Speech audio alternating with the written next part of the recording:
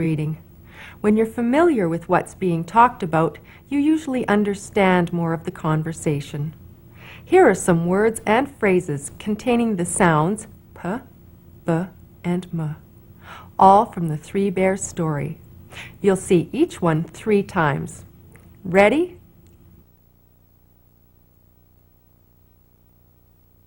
Once upon a time.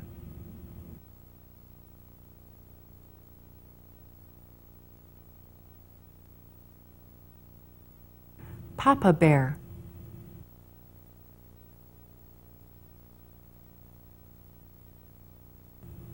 Mama Bear.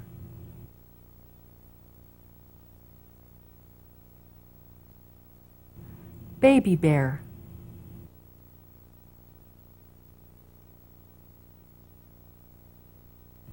Porridge.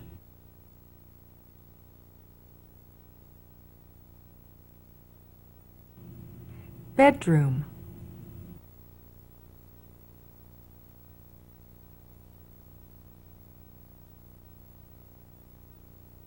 Someone has been eating my porridge.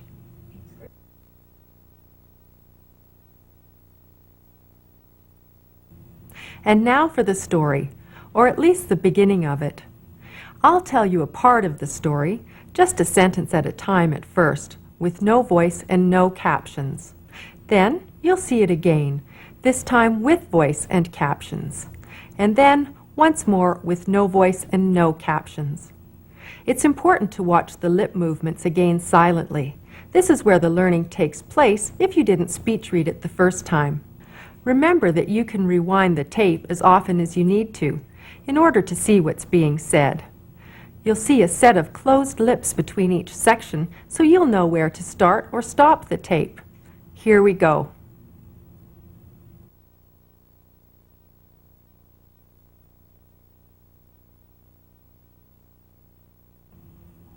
Once upon a time, there were 3 bears.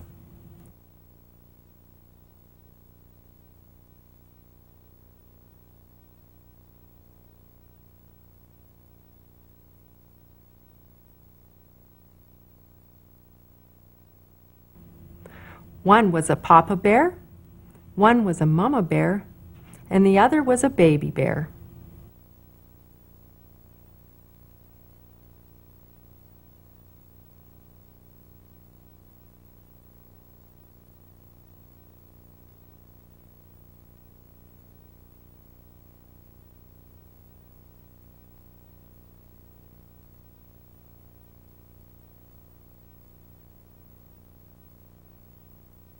One day, Mama Bear made some porridge for their breakfast, but it was too hot. So they decided to go for a walk in the forest while the porridge cooled.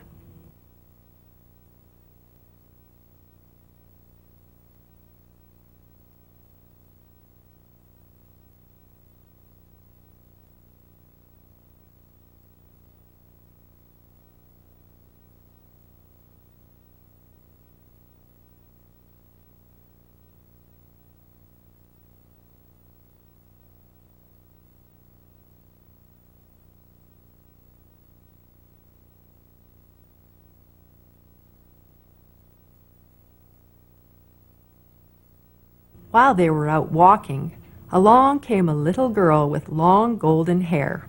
Her name was Goldilocks. She knocked on the door. She peeked in the window, but no one was home, so she walked right in.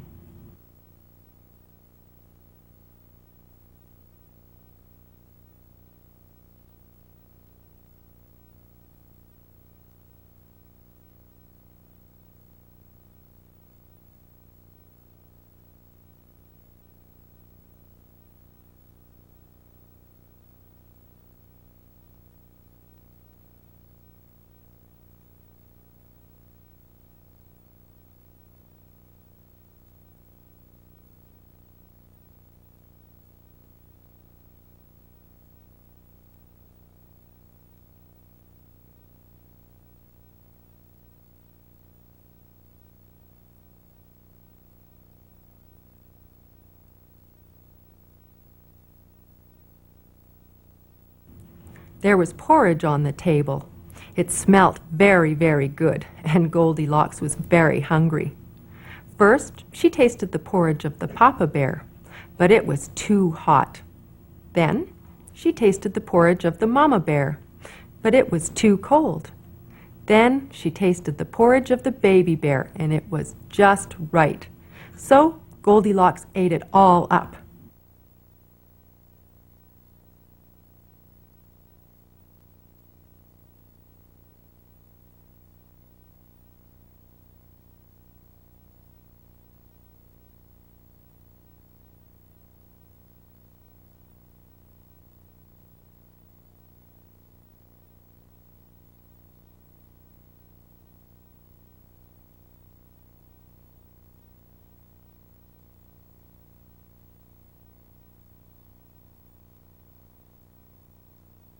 Well, you know how it goes. The rest of the story is in your manual. Practice it with a partner. If you were familiar with the story, did you notice what a difference that made to your understanding when it was told with no voice? When things are familiar, it's much easier to understand what's being said and to use your speech reading skills. Keep up with current events. Stay on top of developments in subjects you like to talk about. Start thinking about what might be said before you go somewhere. And if you're in a situation and you're not sure what's being talked about, ask someone what the subject is. It's a sound idea. Knowing the subject matter makes a big difference when you don't hear well. It's an important part of managing your hearing loss.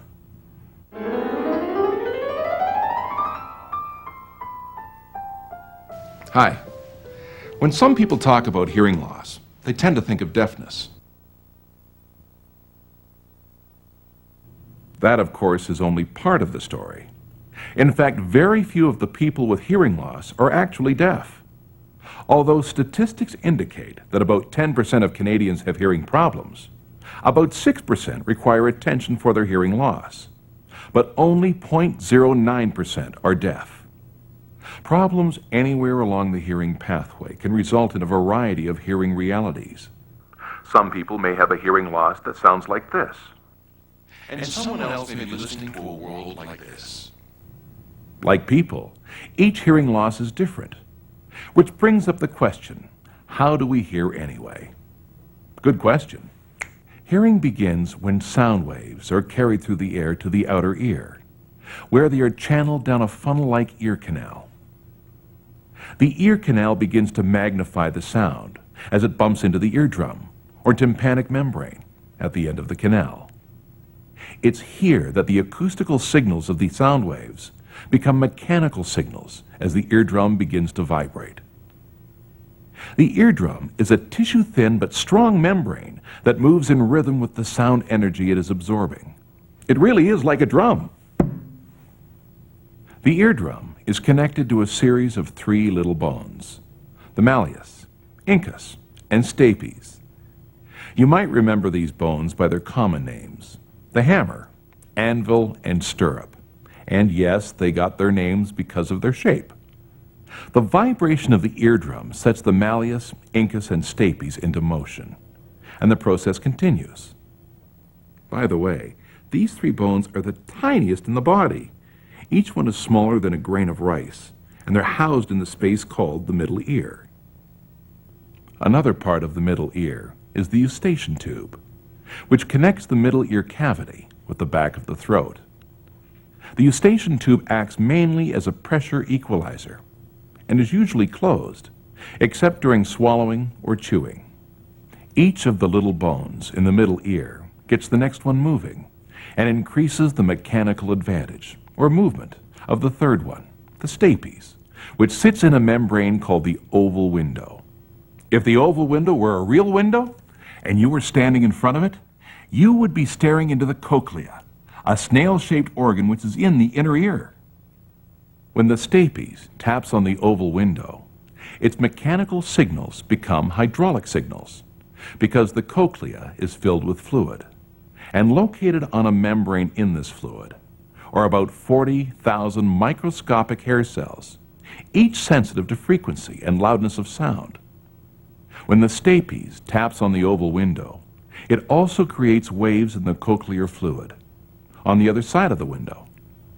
And the 40,000 hair cells in the fluid begin to move, sending electrical impulses to the brain. These electrical impulses represent the fourth change to the sound's message as the hydraulic signals in the cochlear fluid become the electrical signals that send impulses to the brain along the auditory nerve. When the electrical signal reaches the auditory nerve, it needs to move through the lower brain before it gets to the main brain, where it is interpreted as sound. It's the brain that's able to tell us what kind of sound we're hearing and where that sound is coming from. That's how we hear, but there's more going on than just interpreting sound. The inner ear is also connected to the vestibular system. 3 small loops called semicircular canals, which are connected to the cochlea and help us to maintain a sense of balance. This incredible complexity of systems